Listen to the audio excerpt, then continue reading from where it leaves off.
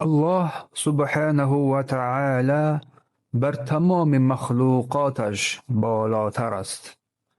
بسم الله. ونؤمن بأن الله عز وجل علي على خلقه بذاته وصفاته وقوله لقوله تعالى وهو العلي العظيم، وقوله وهو القاهر فوق عباده وهو الحكيم الخبير. و ایمان داریم به اینکه الله سبحانه و تعالی با ذات و صفاتش بر بالای خلقش بالا مقام و بالا مرتبه است. مسئله علو الله سبحانه و تعالی، این مسئله هم مسئله خیلی بزرگ است که در این مسئله معطله ها و معتزله ها که در درس های گذشته ذکر نمودیم در این مسائل همچنین داخل شدن، پیروی کردن از این معطله ها و معتزله ها، عبادی ها و زیدی ها و رافیزی ها.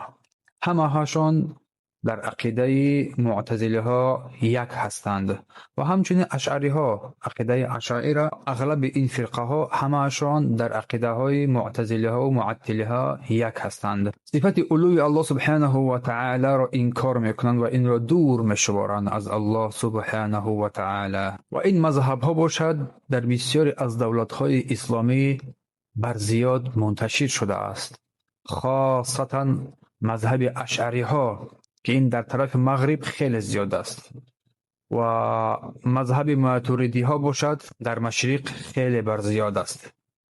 به مثل هندوستان و پاکستان و اطراف اینها هم اینها در این مذهب ها قرار دارند و این مذهب ها که در عموم از اصل مذهب معتزله ها و معطله ها گرفته شده هستند، پس اینها غالبا اصل اینها در عراق و از زیدی ها و رافیزی ها خیلی بر زیاد منتشر است و اهل سنت باشد در بین اینها خیلی اندک است در این باب، در باب اسما و صفات الله سبحانه و تعالی. و این هم یکم جای غرابت هم ندارد، چون اهل شر همیشه در همه جا بیشتر و بر زیاد هستند. چگونه که الله سبحانه و تعالی در محکم آیاتش می‌فرماید: استعیذ بالله وَإِن تُطِيعُ أَكْثَرَ مَن فِي الْأَرْضِ يُضِلُّوكَ عَن سَبِيلِ اللَّهِ إِن يَتَّبِعُونَ إِلَّا الظَّنَّ إِنْ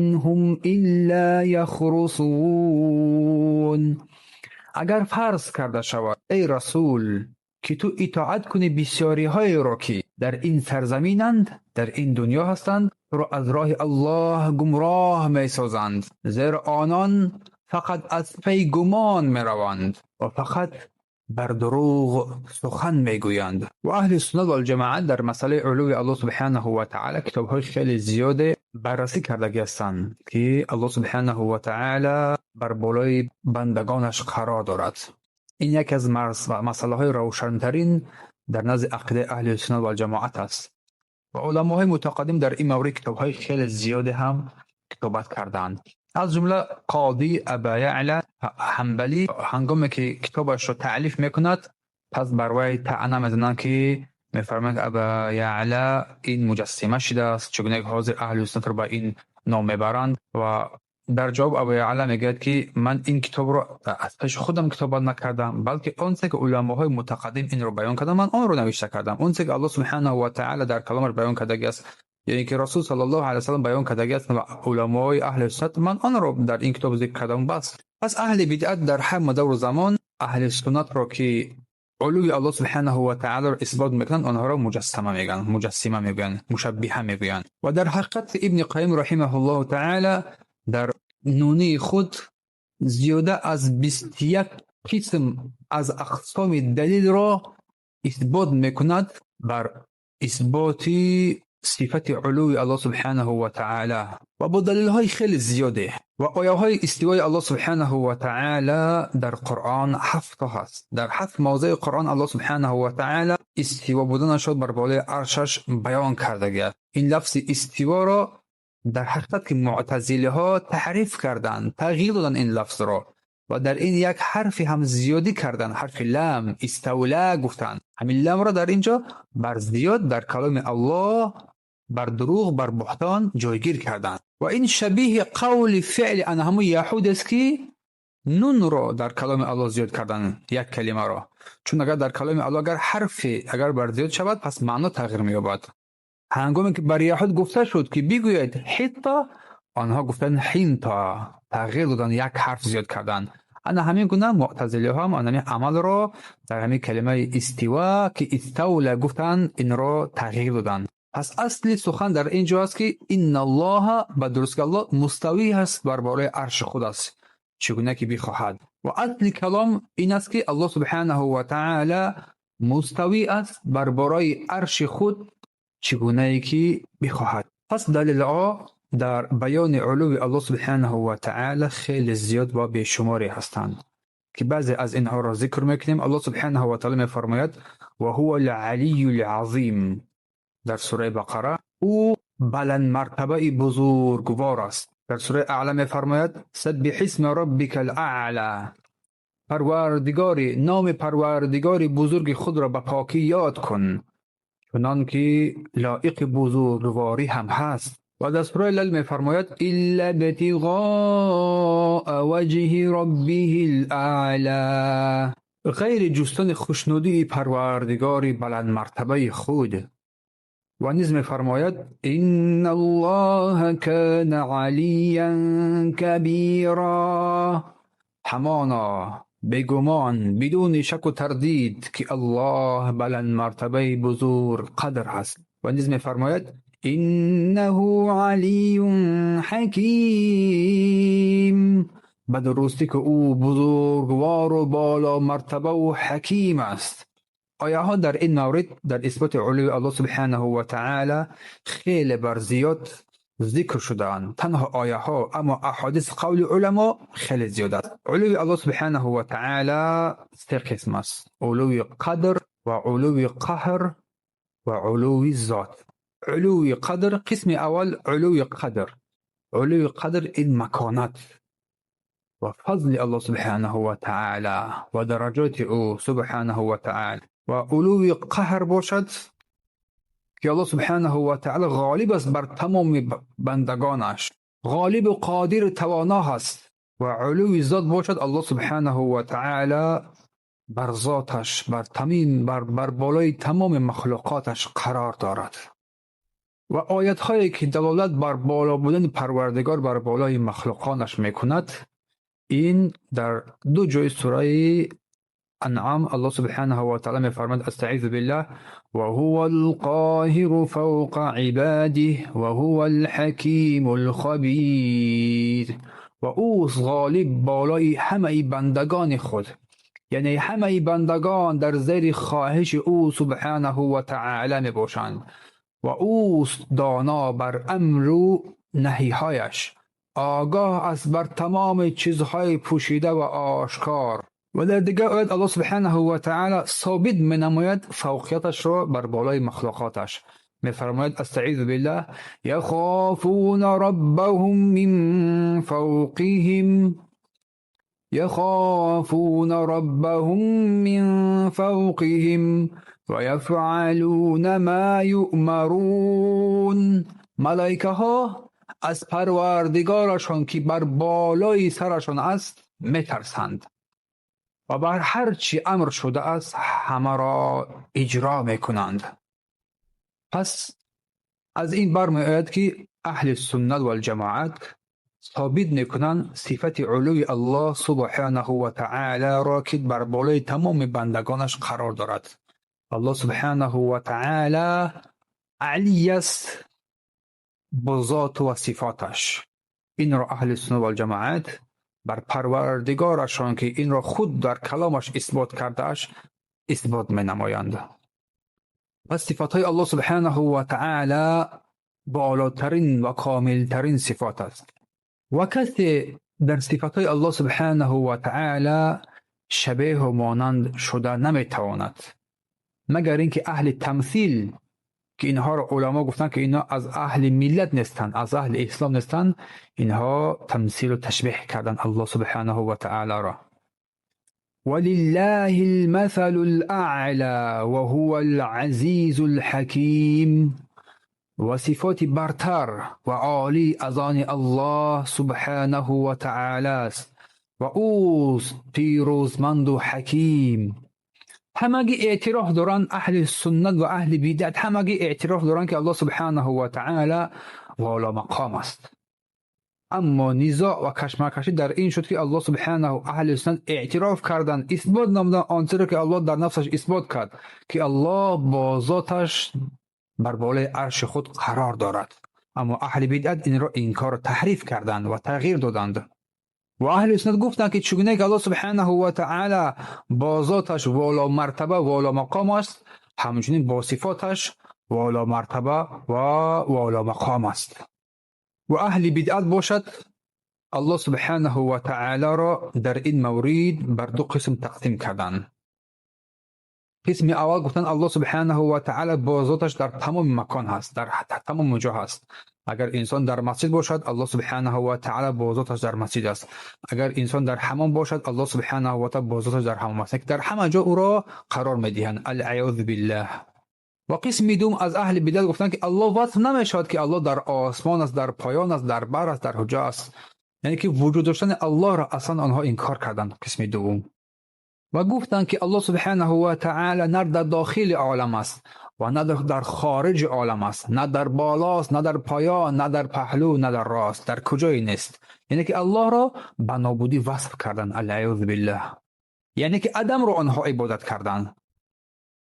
هنگامی که یکی از عالمان ائمه متکلمین محمد ابن فورک نزد محمود ابن سبکتکین رحمه الله قائد مشهور است آمد برای مناظره کردن، برای کشمکشی کردن، پس ابن فورک گفت که من نمیگویم که الله در بالاست، در پایان است، در راست است، در چپ است، در هیچ جا نیست. محمود در جواب گفته این ربک عدم، بدوز پروردگار تو هیچی است، نه که شما هیچی را عبادت نکنید، نابودی را عبادت نکنید.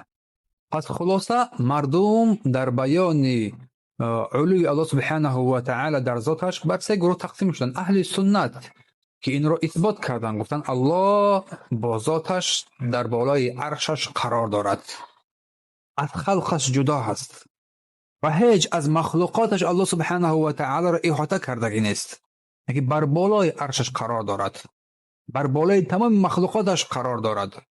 و قسم دوم گفتند که الله در همه جا قرار دارد.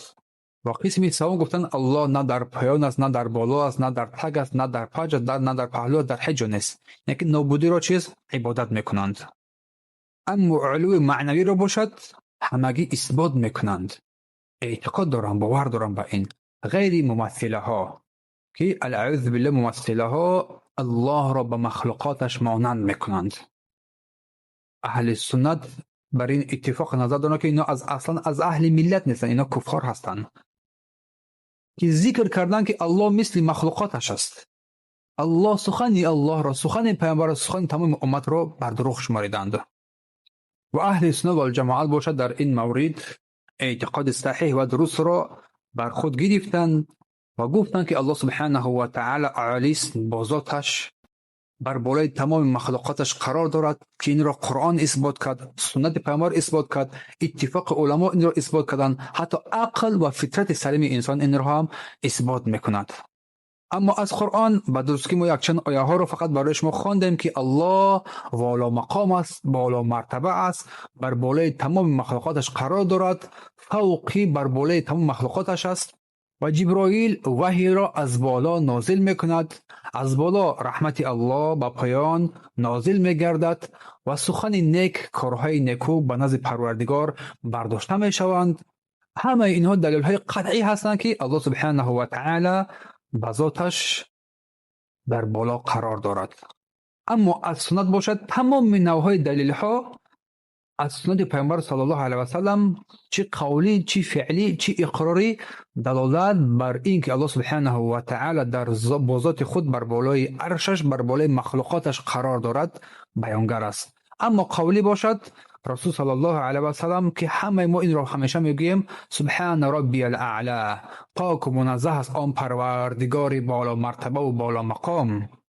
این که رسول صلی الله علیه و سلم الله را وصف کرد که الله سبحانه و تعالی بالا مرتبه و بالا مقام است، که انسان هنگامی که چهره خود را در زمین میگذارد الله را بر این وصف میکند. اما از فعلی پیامبر صلی الله علیه و سلم هنگامی که در یوم روز عرفه مردم را خطبه میکرد، پس انگشت خود را برداشته گفت الا هل بلغت، الا هل بلغت، آگاه باشد که من رسانیدم، من این رساله را رساندم. پس قالوا نعم، همگی گفتم بله. الا هل بلغت، آگاه باشه که من رساندم. پس انگشتری خود را برداشته، انگشت خود را اللهم اشهد، پروردگارا شاهد باش. این دلالت بر آن میکند که الله سبحانه و تعالی در بالا قرار دارد. پس هنگامی که الله سبحانه و تعالی اگر در آسمان قرار نمی داشت بر بالای تمام مخلوقاتش، رسول الله بر طرف آسمان با این انگشت سبابه، با انگشت توحیدش اشاره نمی کرد. اما اقرار پیامبر صلی الله علیه و سلم که در حدیث می آید، از جاریه پرسید که این الله، الله در کجاست؟ در جواب گفت فی السماء، یعنی که در آسمان است. پس چی گفت؟ اعتقها فانها مؤمنه، وی را آزاد کنید که در بدوست که وی مؤمنه است. پس این سنت اقراری است، پیامبر اقرار کرد. اما دلیل از اجماع باشد، اتفاق علما، تمام سلف صالح از صحابه و تابعین و تبع تابعین، از ائمه اربعه ابو حنیفه، مالکی، شافعی، حنبلی، امام بخاری، مسلم، ابو داود، نسائی، ترمذی، ابن ماجه، همه اینها اتفاق بر این بودند که چیز الله سبحانه و تعالی بر بالا قرار دارد، بر بالا قرار دارد. اگر آنها این را اقرار نمیکردند، حتما که این را مخالفت میکردند، حتما در کتبشون بیان میکردند که الله چی در همه جا قرار داره. پس این را مدام که مخالفتی نکردن، این را تفسیر نکردن، بیان نکردن، پس این بیانگر آن است که عقیده آنها عقیده اهل سنت و الجماعت است که الله سبحانه و تعالی با ذات خود در بالای عرشش، بر مستوی بر بالای عرشش است، بر بالای تمام مخلوقاتش. پس کسی از سلف صالح نگفته است که الله بر بالای آسمان ها قرار ندارد. همگی بر این اتفاق دارن که الله چیز؟ الله بر بالای مخلوقاتش، بر بالای آسمان ها، بر بالای مخلوقاتش قرار دارد. پس این اجماع است، اتفاق است. اما دلیل عقل باشد، همگی همه اعتراف میکند که بالا مرتبه بودن این صفت کمال است. پس این صفت کمال تنها در الله سبحانه و تعالی دیده می شود. انسان هنگامی که دعا میکند، آیا دست را بر سوی زمین میبرد یا که دست را بر سوی آسمان؟ البته که دست را بر سوی آسمان میبردارد. یعنی که عقل انسان، فطرت انسان بر این است که میفهمد که الله در آسمان، در بالای آسمان ها قرار دارد. اما دلیل فطرت باشد، یک انسانی که تماما علم خواندگی نیست، دانش ندارد، یک انسان بیسواد است، یک انسان کمپیر است، یا الله میگد، یا رب میگد، به سوی آسمان اشاره میکند، سرش را به سوی آسمان میبرد. این دلیل فطری است که انسان از این دور شده نمیتواند. جوینی الله عفوش کند، پس عرش الله را بر بالای عرش بودنش را انکار میکرد، یعنی الله را بالا مرتبه و والا مرتبه بودنش را انکار میکرد. روز از روزهای که از تلمیذهایش حنظلی میگویند، گفت ای استاد، بیا ما میگذاریم الله بر بالای عرش قرار داره، مستویت همه رو ما میگذاریم طرف. پس به فطرت سلیم انسان نگاه میکنیم. یک انسانی که عاقل و با فراست است، یا الله میگد، هنگامی که یا الله میگد ندا میکند، آیا قلب خودش را در کجا میبیند؟ آیا قلب خودش طرف آسمان کشال نمیبیند؟ آیا قلب خودش را طرف آسمان روی آورنده نمیبیند؟ پس در این مورد بر بالای سر خودش جوینی یکس زده به هوش می آید. پس از این عقیده فساد خود باز می گردد و می گوید که من در این یگام جوابی ندارم. روی همه هر کس که علوی الله را انکارم کند، اگر که با زبان انکار کند، حتما قلبش را طرف آسمان ها می بیند، می یابد. اگر انسان بر کس گوش نداده، فقط از پی میگن که گوش دادن فطرت سلیم خود بگردد، حتما پروردگارش را در آسمان ها میابد، در بالای آسمان ها میابد. به هر حال این دلیل های پنجگانه دلالت بر علوی الله سبحانه و تعالی بر ذاتش، بر بالای آسمان ها، بر بالای تمام مخلوقاتش قرار دارد را بیان میکند. اول اینکه الله سبحانه و تعالی در سوره ملک میفرماید: استعیذ بالله، أأمنتم من في السماء. خطاب به سوی کافران مکه است. آیا ای کافران مکه خود را از ذاتی که در آسمان است در امان میدانید؟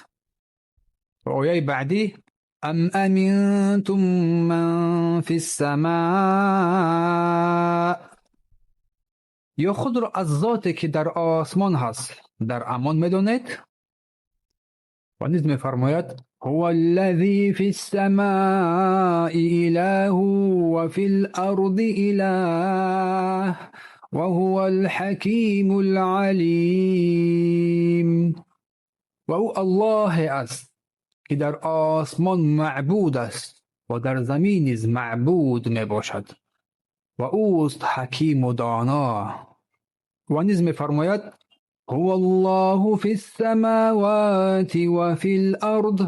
او پروردگار آسمان ها و زمین است. پس همه این آیات ها دلالت بر علوی الله سبحانه و تعالی بر مخلوقاتش می کند. در این قول الله سبحانه و تعالی که این الله پروردگار آسمان ها و زمین است، معلوم است که یک انسان نمیتواند در دو مکان وجود داشته باشد. پس تنها او پروردگار قادر تواناست که با قدرت عظیمش تمام این مخلوقات را آفرید و اله بودن خود را بر تمام جهانیان بیان کرد. ابن قیم رحمه الله تعالی می‌فرماید که آن کسانی که میگویند الله سبحانه و تعالی با ذاتش در تمام مکان است، یعنی که در مسجد باشد، در مسجد، در بازار، در خشکی، در بحر، در زیر بحر، در بالای بحر، در آسمان، در زمین، در تمام در مکانهای امن، در مکانهای قذر، پلیدی و نجس، همه اینها نگه این قول خبیث‌تر است، پلیدتر است از قول نصارا دیده. چون نصارا هنگامی که عیسی پسر مریم را العیاذ بالله خدا گفته، اله گفتند، ولیکن او را در یک مکان طاهر قرار دادند، مکان زیبا و طاهر و پاکیزه. اما اینها باشند العیاذ بالله الله را در تمام مکان قرار دادند. پس یگان کسی اگر بگوید که الله سبحانه و تعالی در این آیه ها فی السما ذکر کرد، یعنی که در داخل آسمان ها و زمین است، اینم قول بدتر است و قول بد است و قول انا همین اهل زیغ است که معنای آیه ها را نفهمیدن، در حالی که در اینجا الله سبحانه و تعالی فی السما ذکر کرد. معلوم است که در زبان عرب یک کلمه دارای معناهای خیلی زیادی است. فی السما که اعلی السما، بر بالای آسمان ها علو کردگی است، نه اینکه در داخل آسمان ها و زمین. چون دیگر آیه های بیشمار هستند که بیانگر آن است که الله در بر بالای آسمان ها قرار دارد. چون که بعض از آنها را برای شما تلاوت کرده، ترجمه کرده، بیان کردیم. و هو القاهر فوق عباده و هو الحکیم الخبیر. و اوست غالب و توانا بر بالای همه ای بندگان خود، یعنی همه ای بندگان در زیر خواهش او سبحانه و تعالی است. و اوست دانا بر همه ای نحیش، آگاه است بر تمام چیزهای پوشیده و آشکارا. و هو العلی، الله سبحانه و تعالی والا مرتبه است. علوی الله سبحانه و تعالی لازمی و ذاتی است. پس علوی الله سبحانه و تعالی بر بالای تمام خلقش از صفات ذاتی لازمی است. عظیم یعنی صاحب عظمت است، صاحب باشکوه است، صاحب سلطنت و ملک و قوت است. و او غالب است بر بالای بندگانش. و هو الحکیم الخبیر، و الله سبحانه و تعالی دارای حکم، صاحب حکم و حکمت است. و حکم تنها از برای پروردگار است. له الحکم و الیه ترجعون. حکم از جانب پروردگار است، حکم تنها از پروردگار است و به سوی او شمایان بازگردانیده می شوید. حکم دو نوع است، حکم کونی است و حکم شرعی. و حکم کونی در قول الله سبحانه و تعالی از برادر یوسف در سوره یوسف می فرماید برادر یوسف که حتی که حتی اینکه پروردگار بر من تقدیر نماید و پدر من را اجازه دهد.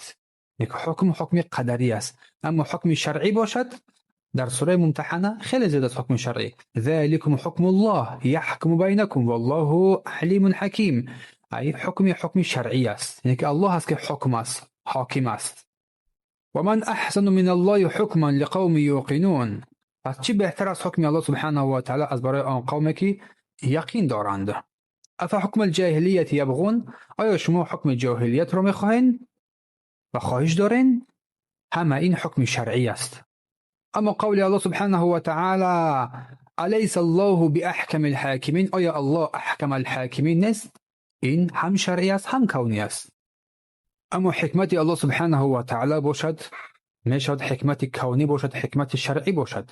هر حکمی که الله سبحانه و تعالی نازل میکند تماما مطابق حکمتش است. چی این حکم کونی باشد چی حکم شرعی. و حکمت این گذاشتن ان همه چیز در موضع خودش که لایق همون است. دیگر عقل در وای دخالت نمی کند که نه اینجاش این خیلی بود این خیلی کردن در کار است، دیگر خلاص. و حکم باشد الله سبحانه و تعالی بر ما نمازهای 5 وقته را فرض قرار داد. پس این البته که برای ما چیز حتمی لازم است انجام دادن آن. و حکمت آن این که الله سبحانه و تعالی این را با این طریقه با رکوع با سجود برای ما رکوع و سجود را قرار داد تا که ما چیز این را با بهترین وجه انجام بدهیم. این یک حکمت عظیمی هست. و در آخر نماز که انسان نماز رو با ویتر به اتمام رساند که الله ویتر است و ویتر را دوست می‌دارد. و غایت این چی است؟ بخشش گناهان است. حکمتش در آخر داخل شدن از رضوان الله سبحانه و تعالی، بخششگاه بهتر خوبتر نیکوتر است. و حکمت از باریدن باران این زنده شدن تمامی انسانیت، حیات بشریت، تمامی موجودات است. بر این اصلا حیات نیست. و الله سبحانه و تعالی می‌فرماید که وما خلقنا السماوات والأرض وما بينهما لاعبین. ما این آسمان ها و زمین و هر چه که در بین اینهاست ما اینها را بیهوده خلق نکردیم، از برای بیهوده و بیفایده برای بازی خلق نکردیم. در دیگه آیه می‌فرماید استعیذ بالله وما خلقنا السماوات والأرض وما بينهما الا بالحق. ما این چیزی که در آسمان ها و زمین است و آنچه که در بین اینهاست ما بر حق خلق کردیم، بر حق آفریدیم. و در دیگه آیه می‌فرماید استعیذ بالله وما خلقنا السماء والأرض وما بينهما باطلا. و این آسمان ها و زمینی که ما آفریدیم آنچه که در بین اینهاست باطل بیهوده آفریدیم، از برای یک حکمت عظیمی هستند اینها. سبحانك اللهم و بحمدک نشهد ان لا اله الا انت استغفرك و اتوب الیه.